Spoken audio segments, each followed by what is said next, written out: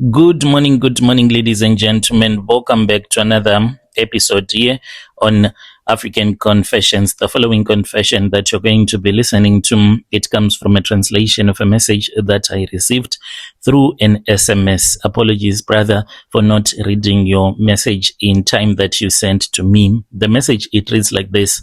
I woke up after I had slept with a dead person. I woke up on top of that dead woman's grave. I met this woman at a club here in Johannesburg. Hello, Brother Nashi. Please post my story. I kindly ask for you to post my story, but I want you to hide my identity. I am a man that is aged 47 years old, and I am originally a vendor, but I am here in South Africa. My mom, she was a vendor speaking woman who was from Betrayal. So she then got married to my father, and because she was a vendor, when she moved with my dad from Beitbridge and she started staying in Harare, she started to face a lot of tribalism because as for my father's relatives, they wished for him to marry amongst the people from the village. They wanted a Shona woman to become his wife, and because of that, my mother started to experience a lot of pain in her marriage, and this then forced my mother to start visiting some sangomas. When she went to a sangoma, unfortunately, what she did not know was that this sangoma was already having a lot of problems with his togologies that he had created, and when he saw my mother as a desperate woman who just wanted to fix her marriage no matter the cost. So then that was when my mother was given some togologies which she was told to use in her marriage so that my dad will not be able to find another woman to marry. She took it out of desperation. She took those togologies back to Harare, and then she started to bewitch people, even though she did not want to do such a thing, but she had no choice. It was the togologies that were forcing my mother to do the evil things that she was doing at that time. So because my mother, she was now known as a witch, because wherever my father's relatives would go and consult, they were always told that my mother, she was a witch and she has some togologies that she is using to bewitch all of you people. So they hated her even more, and this made my father to be hated by his own brothers and his own sisters. So growing up with your mother being hated as a witch, it was really difficult. Let me go back in the past a little bit, and so that you can understand where I am coming from and how I ended up in the situation where I am right now. I grew up staying with my mother and my brother at our home. We were only three. We were three kids and two boys. Then the other one, she was a girl. Our family, it is a very big family, and the rest of the family, I can say that they are people that were already doing so well in life.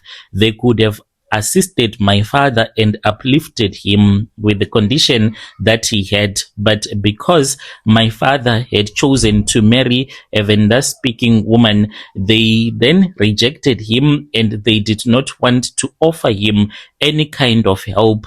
Our family, it is really big, and most of the people in our family, they end up driving trucks. It started with our grandfather. So we grew up very poor because my father already had a disability, even though he had his own brothers and cousin brothers who had came to South Africa to work as truck drivers. Some of them, even to this very day, they own several trucks here in South Africa. My father was the unfortunate one. He was the only one who had no money, and we grew up poor because there was no one that wanted to really assist my dad, because they were afraid that my mother, since she was said to be a witch, she was going to bewitch them anyway. So we were just struggling in life. My dad had some physical disabilities. He had hearing problems and eye problems as well, so he could not even get a license. Because of that, he could not get a proper job. we just basically were surviving through the help of our own relatives that were assisting us in whatever way that they could. Those that still wanted to help, but most of the relatives, they said that they were afraid to assist because they were afraid of my mom. So life was very difficult, Brother Nashi. My older brother, the firstborn, after he had finished his high school, that was when he started working for another trucking company, and through that trucking company, that was when he got his truck driver's license. After getting his license, he got lucky. He then found a job in Johannesburg. So he moved from Harare, moved down south to South Africa in Joburg, where he started working alongside our other relatives that had already settled down in South Africa. I can say that when my brother started working, we saw that life was now changing. It changed our lives. We started to live a life that was a little bit better because we were no longer considered to be beggars in the family. Because of that, some of our relatives, they started to like us. When you do not ask for money from your relatives, eventually they will start to like you and to respect you. So we were respected because my brother, he was now taking care of us. My brother, he found a good company that was giving him a lot of money. My brother, he was earning a lot of money. In just 3 years, he had managed to use his money in a wise way, and he bought his own truck, then put it on contract. He had spoken with the white man that he was working for and told him that he had bought a truck. So that white man was not evil-hearted. He then said, bring your truck, then I can put it on direct contract with my other trucks. So even though my brother was still working as a truck driver, but he was his own boss, he was now working for that very same white man using his own truck. And this is what gave him a big boost in his business. As he had gotten that contract, his life changed and he started earning double and double. He grew bigger and ended up owning many trucks. He was being helped by his white boss to acquire those trucks. My brother, he loved me and he trusted me. As we were growing up, he knew that I was the only one that he could trust in his business. Then he took me from Zim and he brought me to South Africa. He gave me a position in his company to work as a risk and compliance officer.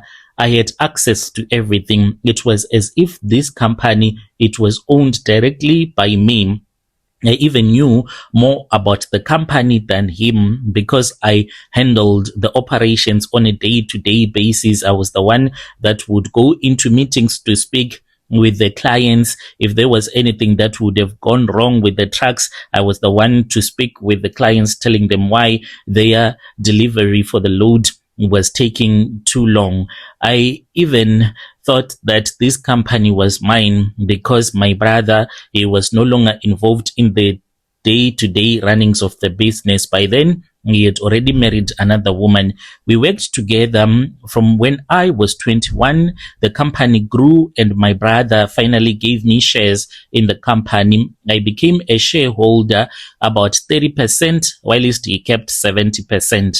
My brother, he was someone that was not involved in the company because he loved to go to grooves. Like each and every day, he would be in a club. You would find him in a club. He liked to party quite a lot. As a rich man, there was no need for him not to party anyway. One day when he was at the club, he was attacked by criminals. He was shot and he was robbed of his car, and they took his money after they had robbed him. That was when he passed away. His death, it was really painful, but there was nothing that we could ever do. My brother, he was buried back home, and when we returned back home, after the burial, that was when I was told to return back to South Africa to continue with the company. When I returned back to South Africa, I was already staying at his house where we had been living with his wife and their 3 children. Then I started to think about how I could make this company to become mine now that my brother had passed away. I then convinced my sister-in-law that we should start sleeping with each other. She finally agreed, and we started staying together as if we were husband and wife. The truth is, I did not love her at all. I wanted my brother's wealth. Being close to him gave me access to approve things using my brother's name, because she was the one that was the signing officer in the company as well as the next of kin.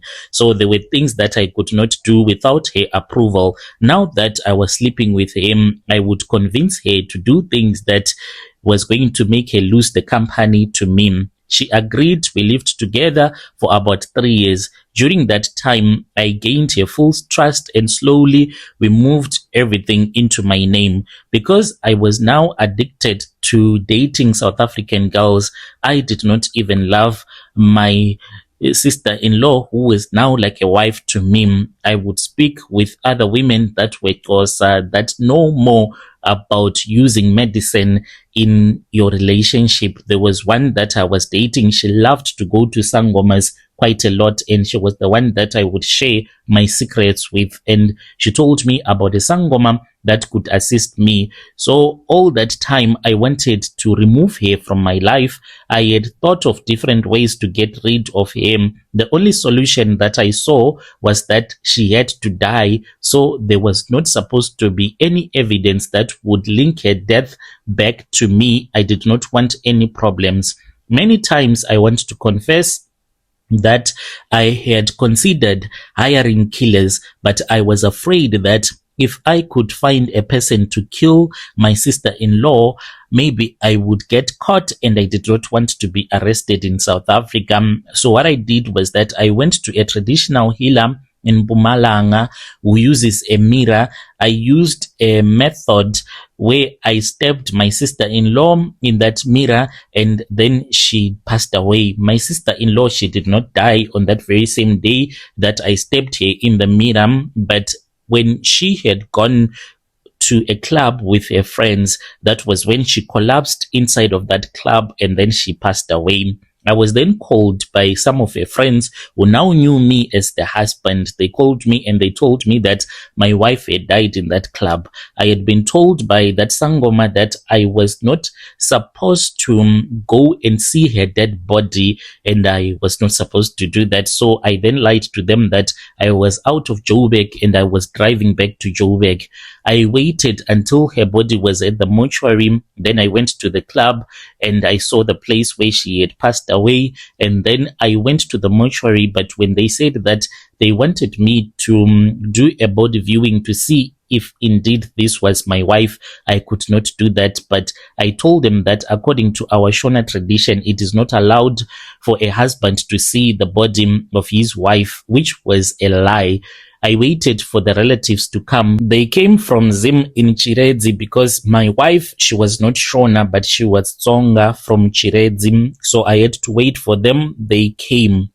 When they came, I wanted her to be buried in our own village, as I had been told by the Sangoma that I was supposed to do some rituals on her grave, but it was impossible because it was as if they suspected and they knew that I wanted to use her for more rituals. So they totally refused, and they said that they did not want their daughter to be buried in our village. Rather, they wanted her body to be taken to Chiredzi, where she was eventually buried. I tried by all means to convince them that these were the wishes of my late brother. He wanted his wife one day to be buried right next to him. However, they refused. We went to Zim and we buried her. After the burial, this was the very next morning. The next morning, when we were still gathered at her village, they called us and they told us that they were not accusing me of witchcraft, but they wanted all of us to go to her grave. We and her family We were supposed to go there and to wash our hands. There would be a sangoma that would wash the hands and to swear that we had nothing to do with the death of their daughter, to show that you were innocent. I did not want to go there, but I did not have a choice. We went there, Brother Nashim, and they made me to wash my hands and to swear an oath that I did not kill my wife. We agreed. After that, I quickly returned back to Mpumalanga. The healer told me that I was not supposed to do that, but since it was already done, we had to move to plan B. He gave me a pot and he told me that this pot, it was supposed to be kept wrapped inside of a red cloth. He wanted me to never open it up, no matter what. It was supposed to stay in my house in a place where no one enters. I followed those instructions for about 3 years. Nothing happened. I even got married and had 2 kids. I then forgot about everything, even about my brother's children. But killing someone who did nothing to you is not easy to live with. Things started happening. One day I went to a club, like I met a new girl and I was attracted to this girl. She was so beautiful. I did not know that she was a spirit of a dead woman. I bought drinks. We spent time together.